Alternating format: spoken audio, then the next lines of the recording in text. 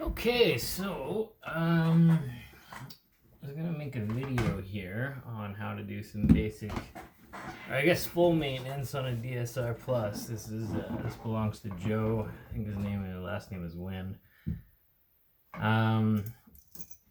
There are three paintball markers that I think offer excellent value from a ability to maintain it point of view.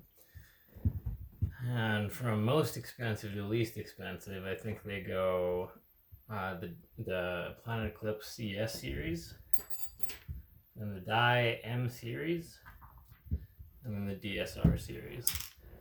And all three of those are extremely easy to work on. They're very simple. As far as what you get for what you pay for, I think the DSR Plus is the best value, and that's why I personally own one. So we'll go over this and show you how to take care of it. So really the only annoying part of the DSR Plus is the grips. Those are quite frustrating to remove, but other than that, everything else is pretty easy. So one of these, I think they're called button organizers, is going to be your best friend if you're working on this kind of stuff, because you will lose screws otherwise. And normally this isn't actually that hard. It's just I've already worked on a couple markers today and there's grease all over my hands. So there we go. We got that off. And then battery. So just a Looney or whatever will work quite well on this.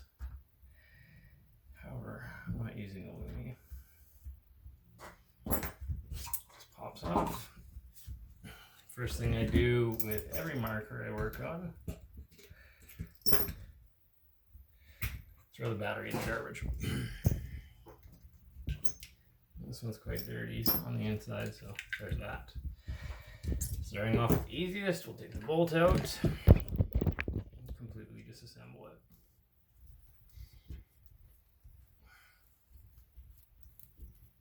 This one clearly has the Pro Kit in it. Let's take that off, move it to the side. Reaction rod can be a little hard to get apart. This one was pretty easy.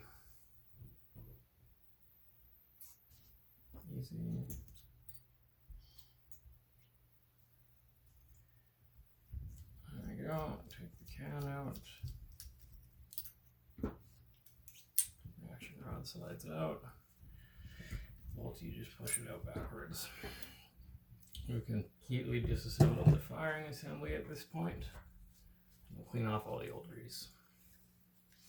And there's quite a lot on this one, which is good.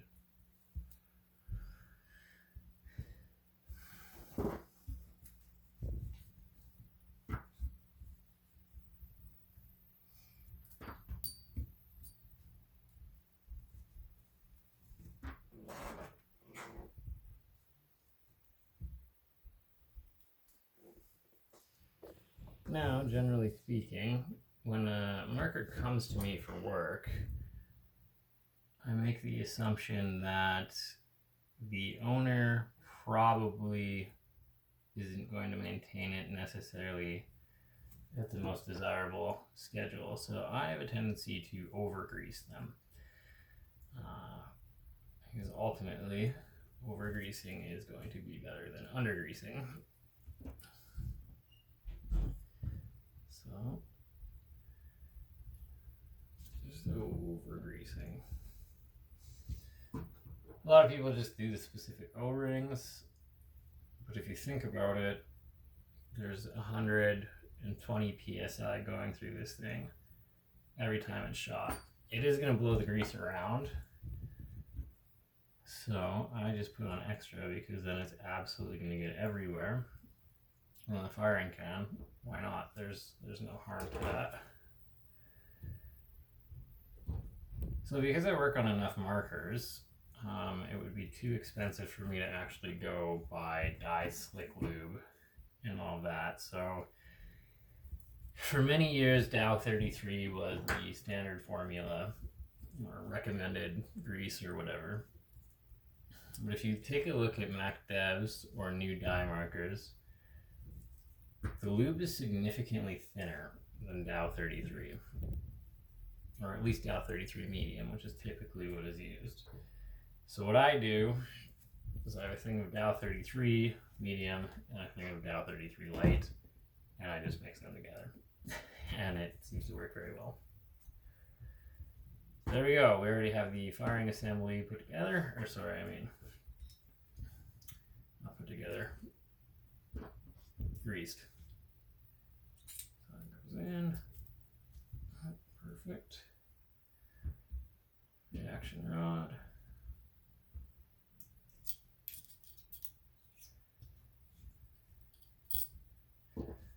That's done. Let's take a look at that.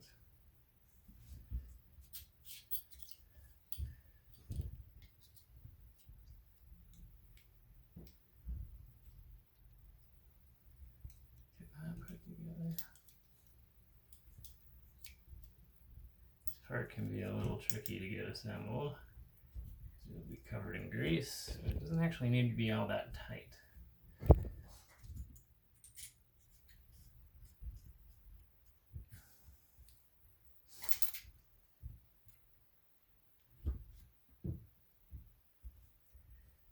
So the ring doesn't actually need to be very greasy, but we'll just add a little bit of grease just to keep it from drying out. Performance wise, it doesn't really make any difference. And of course, because you're fighting a spring here, it just requires a little bit of pressure. Fully greased bolt assembly.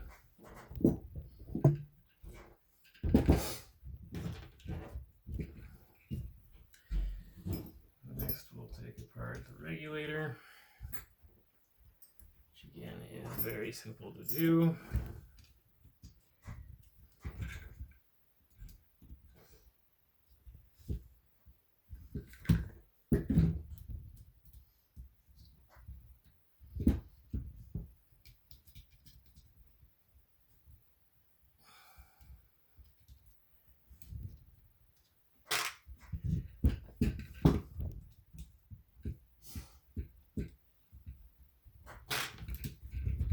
Slides right down. Okay, no problem. Move the marker off to the side. So I need a microfiber to grab this. Perfect. Whenever you're using pliers, just be extremely careful. They shouldn't require very much force.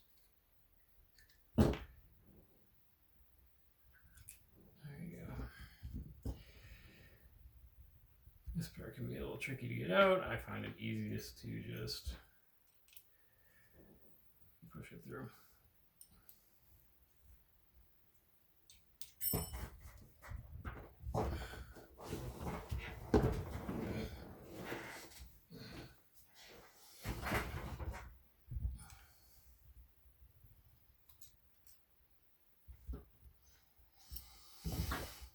Same thing, I'll just clean off all the old grease. Well, the bolt had lots of grease on it. This regulator is actually, there's very little grease on it, so it's definitely due for service.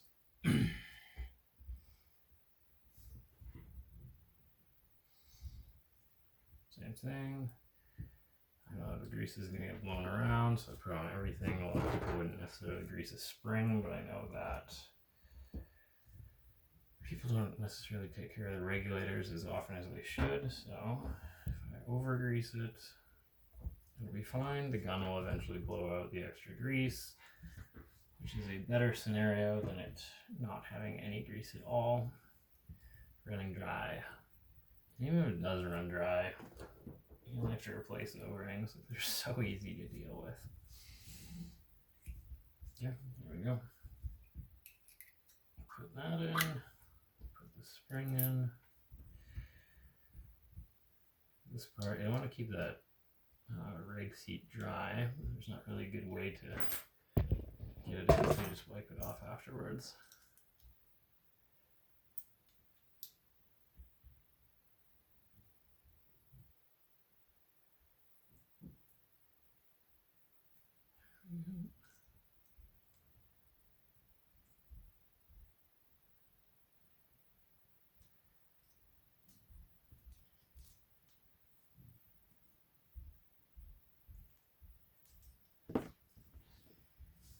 Painful doing this.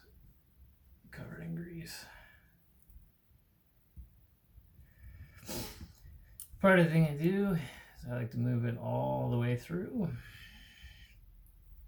And that will clear any sort of debris or anything that are in it.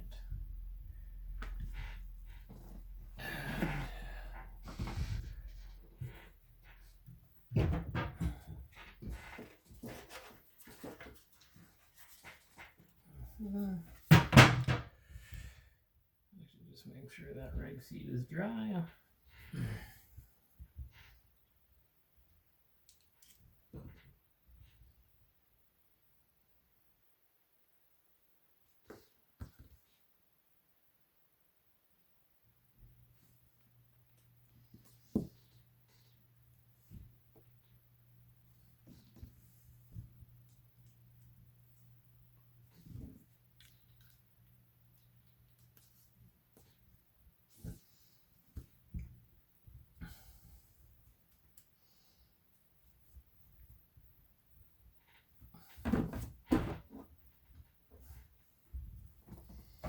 Regulator, full service.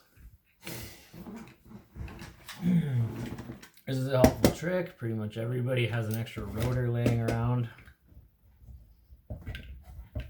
Split it in half. Now you have a marker stand to work with.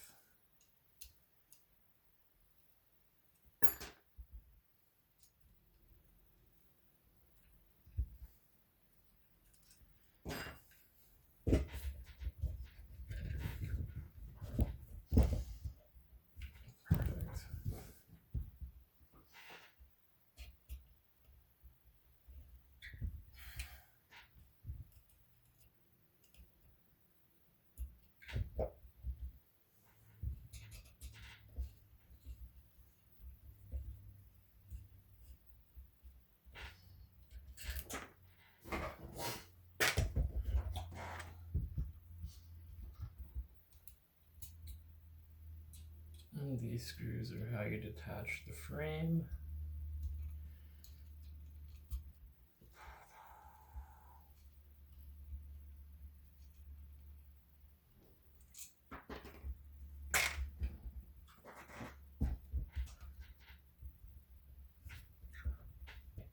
And then you just lift gently.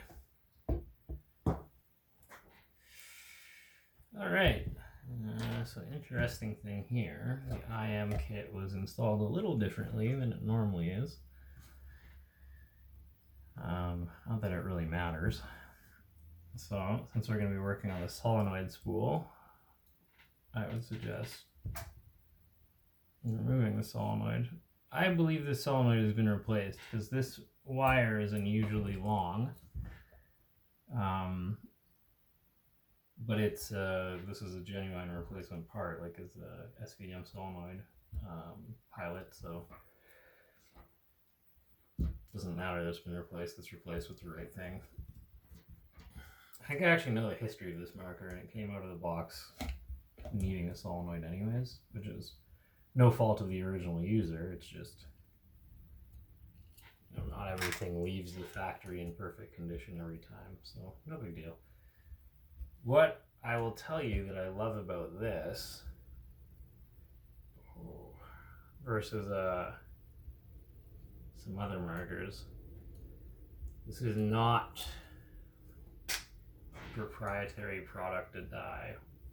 You will always be able to buy that pilot, meaning that there's no reason you theoretically couldn't use this forever. There's nothing proprietary about it. As parts break, it will be very easy to get replacement parts. Now we can just go ahead and lift this solenoid out and move the marker off to the side. This is where you're going to want to take extra care and attention, just because all the parts here are going to be smaller. I like to move it onto a microfiber at this point. All right, so taking the pilot out, very easy. These are typically not even screwed in that tightly, so it's very easy to take out. There we go.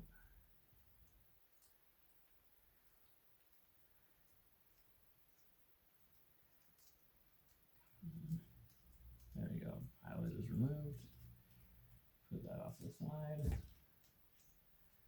So the wire is really long. Be gentle with the part. Pilot manifold.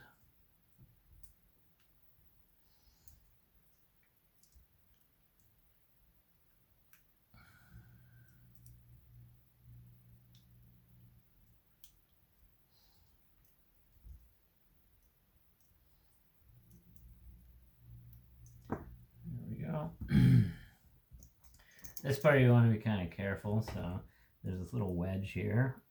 Really good for starting it, but this part is usually sealed really well. Just be careful as you grab onto it.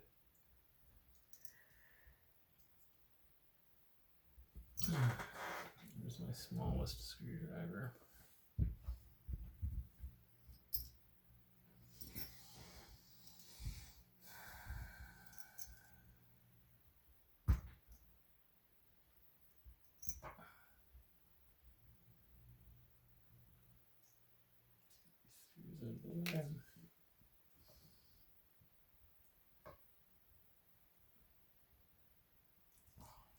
There we go.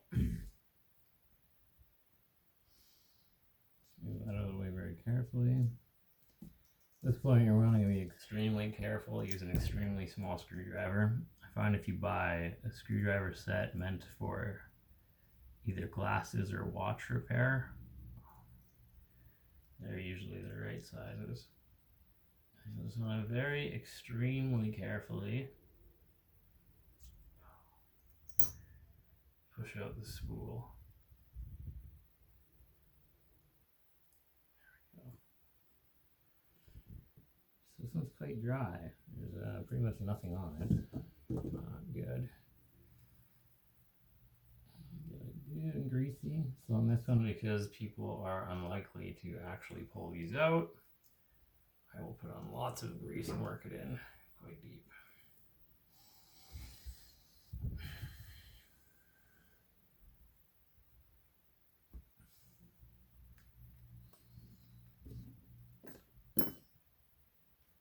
Please be extremely careful when putting pieces of metal inside of the solenoid. There we go.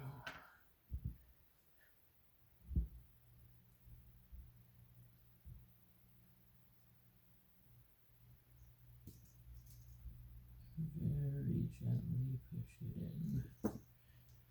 Cool, that's built.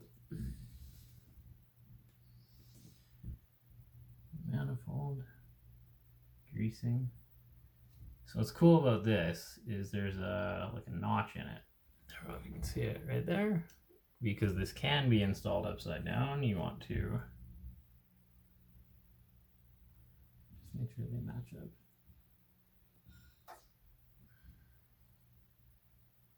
There you go. That's taken care of. These screws are a little annoying to grab with greasy fingers. There we go.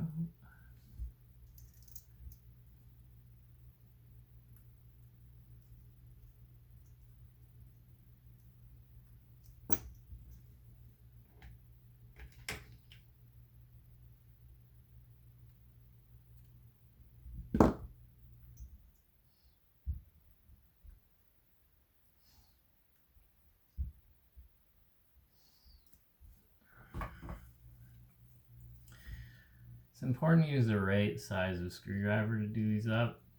Use too big, it's going to strip it.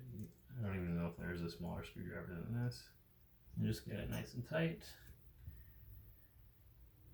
Keep this gasket dry, or sorry, greased, not dry. There we go.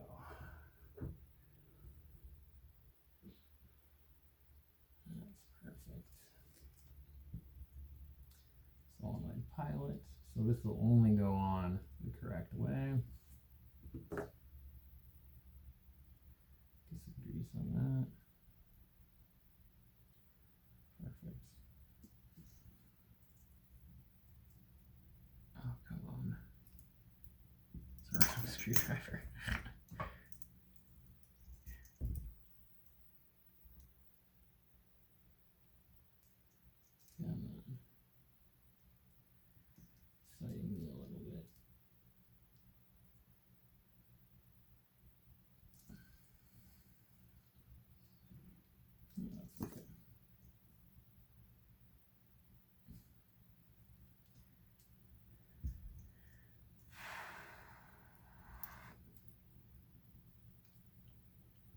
It's a little hard to do this stuff when you just had a coffee.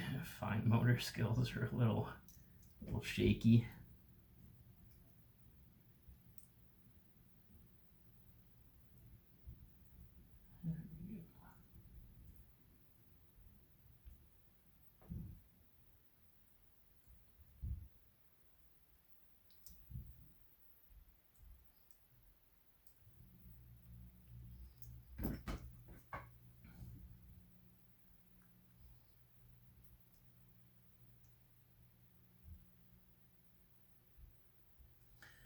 Cool, that's taken care of. We'll just get this O-ring a little greased up. Because this O-ring doesn't actually have moving parts, pretty much anything will do. Okay, marker. Take a look at this. We'll just give it a quick wipe down, get rid of all the old grease. So I would suggest trying to get the plug in first. They're a little bit annoying to get in. You can use pliers, just be very gentle. There we go, it's in a little bit. And then I just use a flat screwdriver.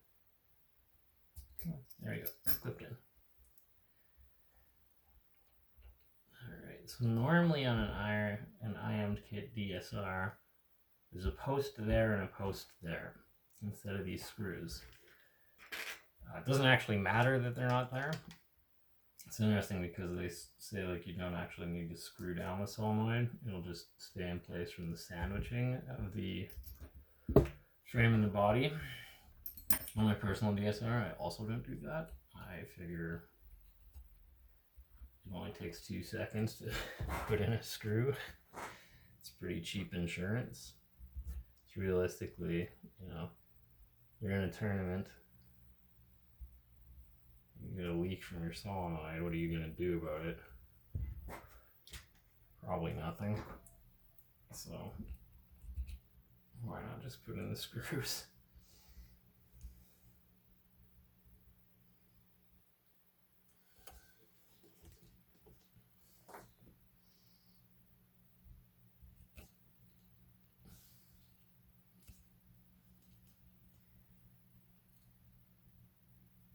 Now these don't need to be menacingly tight. They're not really going to go anywhere, so snug them down. Yeah, we'll just kind of clean off some of that extra there. Perfect. Okay, so this wire is considerably longer than they normally are, so this might not be as smooth as it normally is, but that's okay.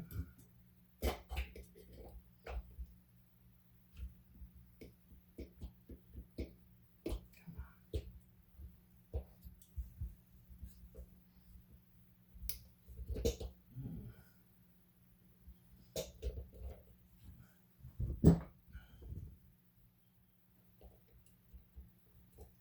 don't want to pinch anything.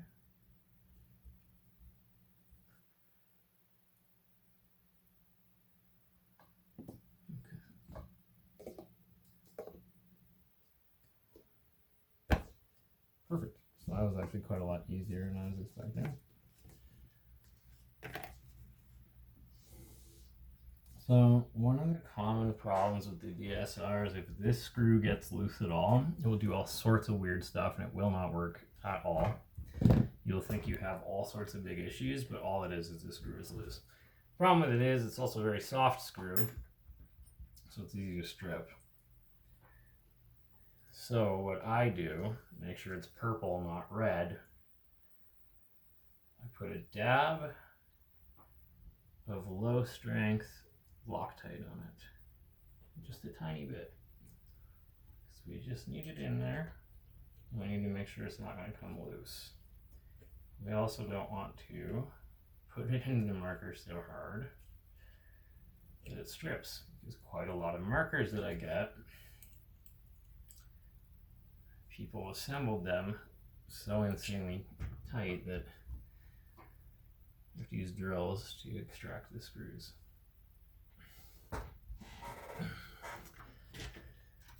point we can remove the rotor as a stand. The second frame screw is in the back. This one never seems to come loose for whatever reason. Tightened up.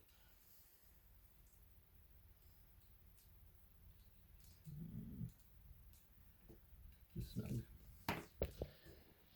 Put in the bolt assembly.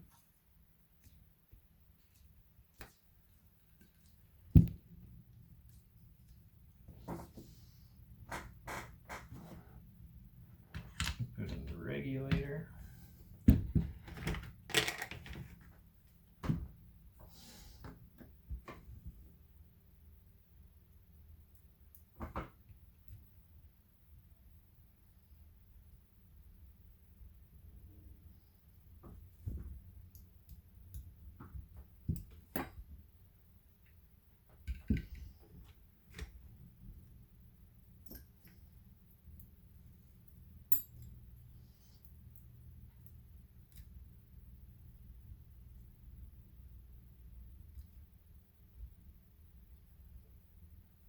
Now these ones can come loose, so you just, again, don't tighten them so much that I need to use a drill on it.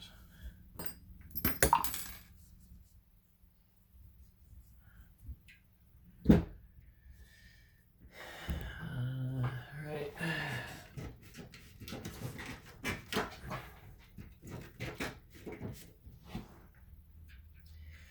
Batteries are cheap, and they make a huge difference. I replace the battery every time we're doing service. This marker needs to be cleaned a little bit more. I'm not gonna film the process of cleaning it. I'm pretty sure everybody can figure out how to do that.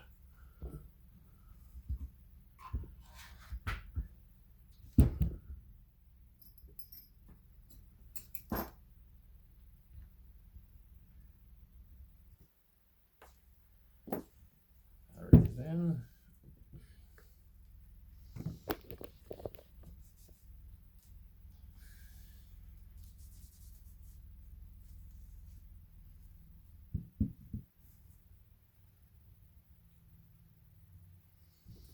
All of that looks good.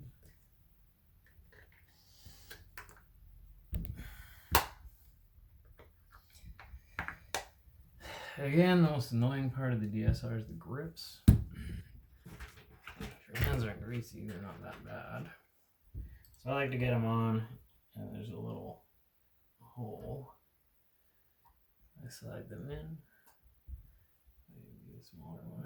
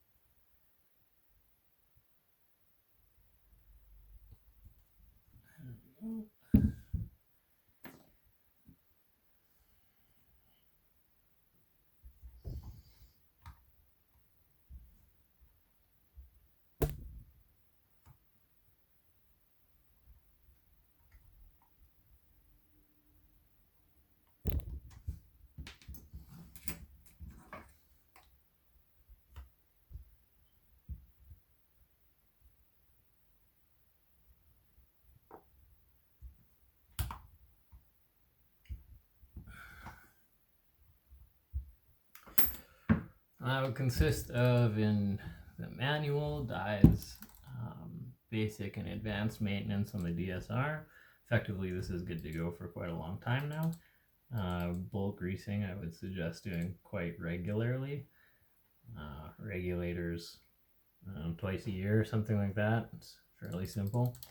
Take your tanks apart, see if they're full of water, see if they're full of dirt. If they are, clean the regulator more often, but otherwise this is done. So again, that's why I like the CS series from Planet Eclipse. I like the Dye M guns, and I like the DSRs because they're extremely simple. A lot of people don't know this, but if you want to buy a new Planet Eclipse, they sell them at MR Paintball, paintballgear.ca. You just have to order them from them and they can get it in. Of course, with everything they do to support us, I would suggest if you want to buy anything new, support MR Paintball, Paintball Gear. They're the guys that have been